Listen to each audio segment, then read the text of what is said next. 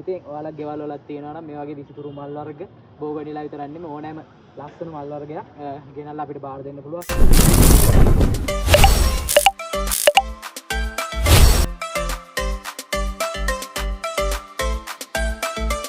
Hi guys, සුබ දවසක්. ඔන්න කායකට පස්සේ සොඳුරු ගමනාන්තේ අපි ඇවිල්ලා ඉන්නවා. අද වීඩියෝ එකක් දාන්න අපේ ගමේ පන්සලට.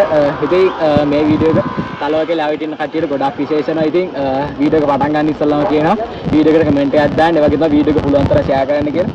ඉතින් ඔයාලට මතක ඇති මීට මාස දෙක තුනකට ඉස්සෙල්ලා අපේ ගමේ පන්සලේ පොඩි හාමුදුරු වැඩ කොටසක් පටන් ගත්තා. නායම් අර්ථුණු නිසා ඉදිකරපු කන්දේ පැති බැම්මේ ඉහළ කොටසේ කල වගා කරන්න. ඉතින් මේ වෙනකොට මල් පැල වගේම එළවලු පැලක් විශාල ගණනක් පැල හිටවල තියෙනවා. ඉතින් ගොඩක් එළවලු පැලවල නම් මේ වෙනකොට පළදාවත් නෙලලා ඉවරයි. ඉතින් පේනවා ඇති මේ වෙනකොට හිටවල තියෙන මල් ගස් වල මල් හැදිලා තියෙනවා. ඔයාලට මතක ඇති අපි පළතුරු ගස්සෙම ගොඩක් හිටව අපි ගිහිල්ලා බලමු දැන් ඒවල තත්ත්වය කොහොමද කියලා. දැන් එනකොට පේර ගස් වලේම අතු බෙදිලා අපි හිතවලට වැඩිය විශාලලා තියෙන පේන ඇති පේර ගස්සෙම මේ වෙනකොට අතු බෙදිලා වල හැදිලා තියෙන්නේ. මේ පේර ගහ විතරක් නෙමෙයි හිතවපු හැම ගහම මේ වෙනකොට අතු බෙදිලා තියෙන පාස 3-4ක් යනකොට අලංකාර හරිත උයනක් අපිට හදලා නිම කරන්න පුළුවන් වෙනවා. ආරම් පැලේම හිටවනකොට කොතර පුංචිරෙත් තිබ්බ කියලා දැන් මේවා පොළොවට මුල් අල්ලලා එහෙම අතු බෙදිලා හැදීගෙන පොර දාලි වල මේවට සාත්තු කරන නිසා හැදෙමින් පවතින්නේ. මේ මෙතන ඉඳලා ගත්තා මේ ආයම සම්පූර්ණයෙන්ම නාරම් පැල තමයි හිටවල තියෙන්නේ.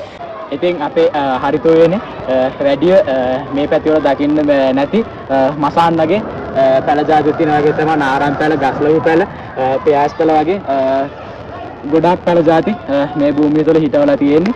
ඉතින් ඒ වගේම තමයි තව දැන් මතක් කරන්න ඕනේ අපි මේ භූමිය තුළ හරිත උයනම්ම නෙමෙයි සත්තුන්ට ඉන්න පුළුවන් විදියට කොටසකුත් තෙන් කරලා තියෙනවා. ඉතින් ඉදිරියේ යන අතරතුරේ පාරට ඒ හාව ටිකක් පෙන්නන්න.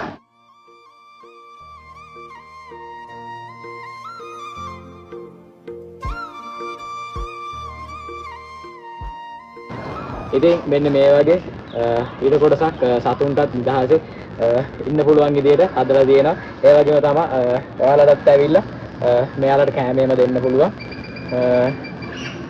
ඒ වගේම තමයි තාමත් මේ භූමිය තුළ වැඩ කටයුතු සිදු වෙමින් තමයි පවතින්නේ.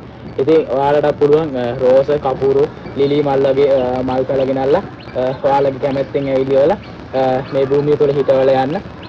මේ සැරේ කිසිම මුදල් එකතු කිරීමක් සිද්ධ කරන්නේ නැහැ. සිද්ධ කරන්න දුව තමයි ඔයාලගේම කැමැත්තෙන් ගෙනල්ලා මල් හිටවල යන්න පුළුවන්.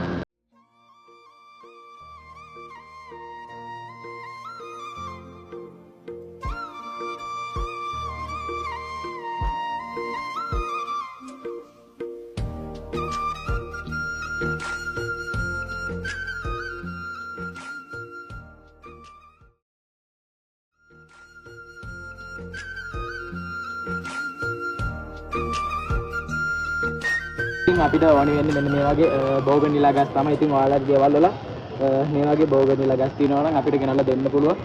ඉතින් මේවා හිටවල අපේ මේ උයනේ ලස්සන තවත් වැඩි ගන්න තමයි අපි බලාපොරොත්තු වෙන්නේ. ඉතින් ඔයාලගේ ගෙවල් වල තියෙනවා නම් මේ වගේ විසිතුරු මල් වර්ග බෝගනිලා විතරක් නෙමෙයි ඕනෑම ලස්සන මල් වර්ගයක් ගෙනල්ලා අපිට බාර දෙන්න පුළුවන්. අපි ඒ පැල මේ භූමිය තුල හිටවන්න සූදානම් වෙලා ඉන්නවා.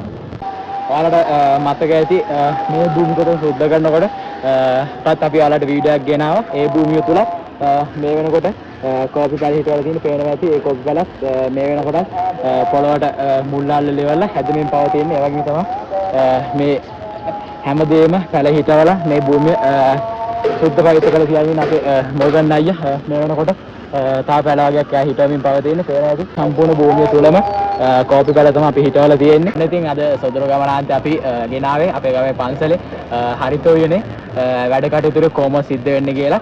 ඉතින් අදට සොඳුරු ගමනාන්තේ අපි මෙතනින් නවතිනවා. මතක් කරලා වීඩියෝ එක ෂෙයා කරන්න. ඒ වගේම කමෙන්ට් එකක් දාන්න එනවා. අදට අපි නවතිනවා. ජය වේවා.